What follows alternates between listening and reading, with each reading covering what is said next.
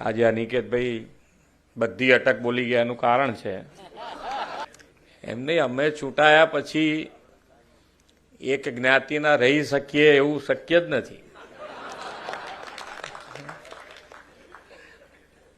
અને સામાજિક સમરસતાથી જ અમે ચૂંટાઈએ છીએ. બધાના વોટ મળે તારે ચૂંટાઈએ ને, કે એક વ્યક્તિનું કે એક જ્ઞાતિના વોટથી થોડા ચૂંટાઈએ. એટલે એમણે થોડુંક યાદ આવી ગયું એમને, ઇલેક્શન આજે યાદ આવી ગયું એમને. પેલા 3 વર્ષ થયા ને અમને.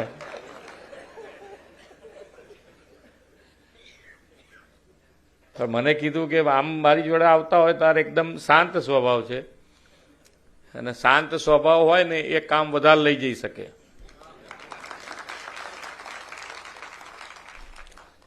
કશું બોલે ને આઈને ઉભા રહે એટલે આપણે ટેન્શન થવા માંડે કે હા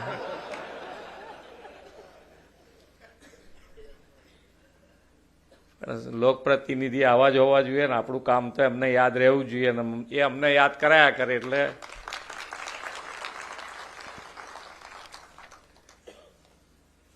હવે આ જિલ્લાને તો અમે હવે મંત્રીઓ પણ, હું ને કુંવરજી ભાઈ 2 જણા બેઠા હતા. મેં કહું આપણા 2 સિવાય બાકી બધા જ યંગ છે. એમાં અધ્યક્ષ બી આવી ગયા.